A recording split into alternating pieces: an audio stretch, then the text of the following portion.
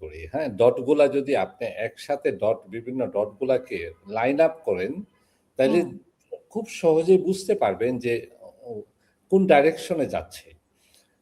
তো স্ক্যাটার ডটগুলার মধ্যে ডটগুলা হলো একটা হলো যে দেখেন পিট হেগসেথ, সেক্রেটারি অফ ওয়ার এবং ডিফেন্স সেক্রেটারি।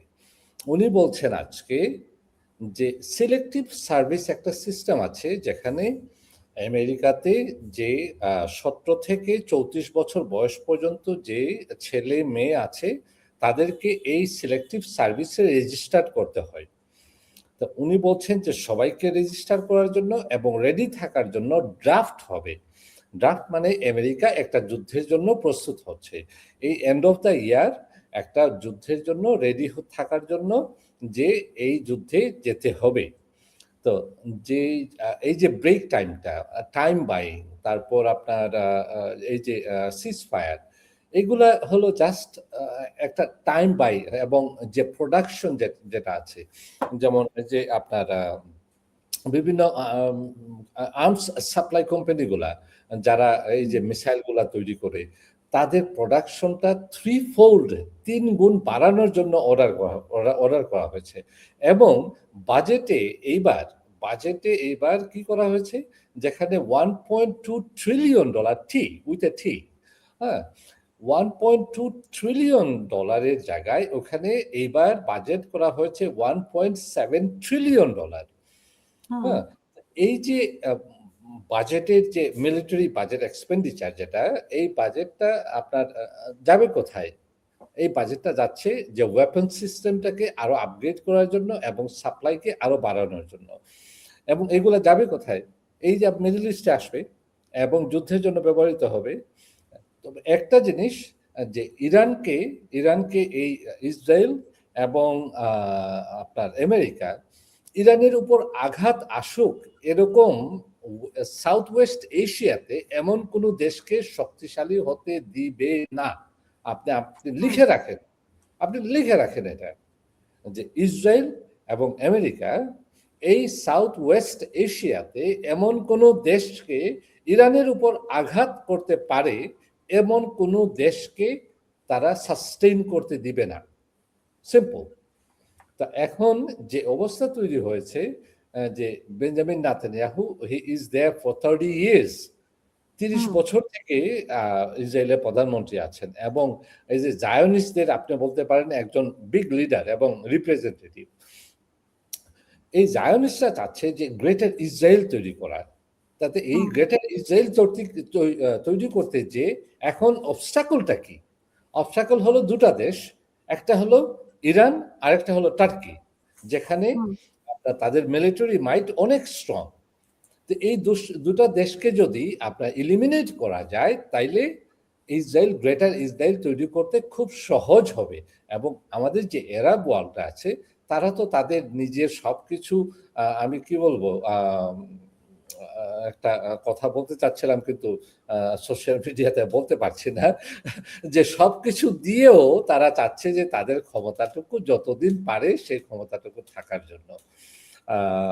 আমার মনে হয় যে দেখেন খুব শীঘ্রই এই যে স্যাটারডে যে প্ল্যান হচ্ছে যে নেগোসিয়েশন হবে, এই নেগোসিয়েশন টিমে যারা আছেন তারা অলরেডি ফেল, যে মিডিয়েটর যারা দে অলরেডি ট্রাই 2 টাইমস। মাঝখান থেকে কোথায় গেল? তুরস্ক, তারপরে এরাও তো নেগোসিয়েশনের টেবিলে ছিল।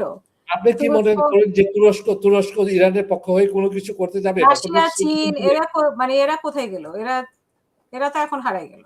হ্যাঁ, রাশিয়া এবং চীন ভেটো দিয়েছে জাতিসংঘে এবং তাদেরকে সাপোর্ট করে নাই এবং বর্তমানে যে এটা হলো যে আমেরিকার যে জনগণ, সেই জনগণও 60% 65% জনগণ এই যুদ্ধটাকে ইলিগাল যুদ্ধ বলছে। তার কারণ হলো যে এই ওয়ারটা আপনার লিগ্যালিটি নেই।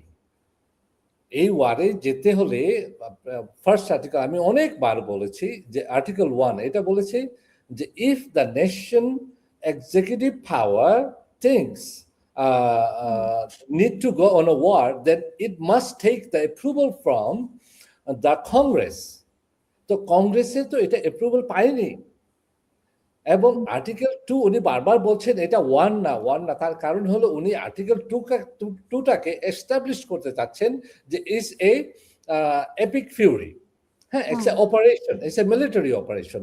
এর জন্য উনি ফুল স্কেলে যুদ্ধে যেতে পারছেন না।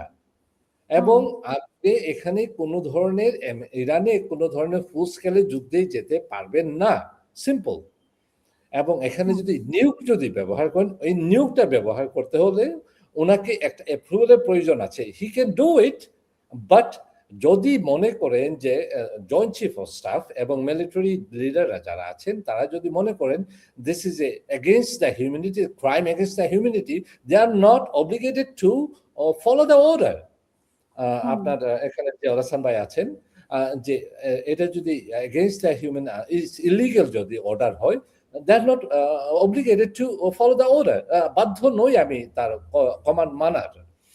তো আমার মনে হয় যে he's going to be in a back footed right after Saturday, এবং আমার মনে হচ্ছে যে it's going to be another fail, কারণ ইসরায়েল কখনো এটাকে this is the last opportunity for Zionists, যে জায়নিস্টদের এটা হলো লাস্ট অপরচুনিটি। এবং ইরান বর্তমান অবস্থায় তাদের যে ধরনের যে আপনার গত 8 মাস আগে যে অস্ত্রগুলা ব্যবহার করেছে এবং বর্তমানে যে ব্যবহার করে যাচ্ছে, এখন দে আর দ্য উইকেস্ট পয়েন্ট।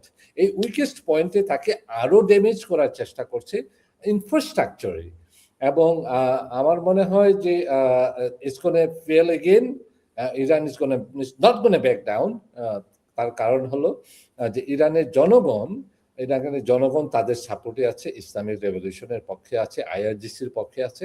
আমার মনে হয় it's gonna drag this war for another month and a half.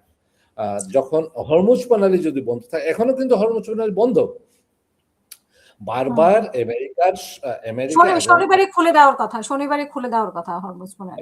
মানে তাও আলোচনার উপর ডিপেন্ড করবে মনে হয়, তাই না? মানে কালকে আলোচনার উপর ডিপেন্ড করবে। আপনার কি মনে হয় 10টা চুক্তি যে দিয়েছে আপনার ইরান, যে সব মানে কালকের আলোচনাটা আসলে আমরা কিছুই বুঝতে পারছি না একটা এর মধ্যে। এই যে 10টা চুক্তির মধ্যে একটা চুক্তি হলো সব মিলিটারি অফিসাররা আমেরিকার মিলিটারি বেসগুলাকে উঠে যেতে হবে। এটা কি কখনো এই আরব ওয়ার্ল্ডের যারা রাজা আছেন তারা কি যেতে দিবেন? তারা পোলাও কুরমা খেয়ে তারপর বলবেন যে বাবা তোমরা আমাদের পা ধরে আটকে রাখবে, যে তোমরা থাকো, পা ধরে আটকে রাখবে, তোমরা থাকো, আর না হয় আমার গদি হাতছাড়া হবে। আরবরা যেমন চাচ্ছে না, এইটা কখনো সম্ভব না। তবে ইরান চাইবে সেটা হলো যে হরমুজ প্রণালী থেকে টল আদায় করা। যদি টল আদায় করে যতদিন পর্যন্ত, আরেকটা কথা বলেছে, যত বেশি ড্যামেজ হবে ইরানে তত বেশি আমরা এই টল আদায় করে যাব এবং ততদিন টল আদায় করে যাব। এই যে ওয়ার ড্যামেজটা যতদিন ফুলফিল হবে না ততদিন আমরা এই টল আদায় করব। আজকে আপনার কাদের থেকে আদায় করবে? টোল কি সবার থেকে আদায় করবে নাকি শুধুমাত্র যুক্তরাষ্ট্র এবং ইসরায়েলের বন্ধু রাষ্ট্রগুলোর? তারা বলছে সবার। একজন প্রশ্ন করেছে আমাদেরকে, একজন দর্শকের প্রশ্ন করেছে, বাংলাদেশ থেকে কি টোল নেবে, মানে বাংলাদেশের জাহাজ থেকে নেবে কিনা? সবার। এটা আপনার কোনো ইন্ডিভিজুয়াল কারোর জন্য আপনার ইয়ে থাকবে না। নাও ইট ডিপেন্ডস অন ইরান। আমরা তো কেউ জানি না। চালু করলে আমরা বুঝতে পারবো যে কি রকম করে। হ্যাঁ, স্পেকুলেশন আপনারা। তো আমার মনে হচ্ছে যে এখানে আসিফ মনি এবং শাহবাজ শরীফ দে ট্রাইড, এবং এবার যদি ওনারা নোবেল প্রাইজ একটা ওনারা নিজের হাতে নিয়ে ডোনাল্ড ট্রাম্পকেও দিয়ে আসেন, বেঞ্জামিন নেতানিয়াহু এটাও শুনবেন না।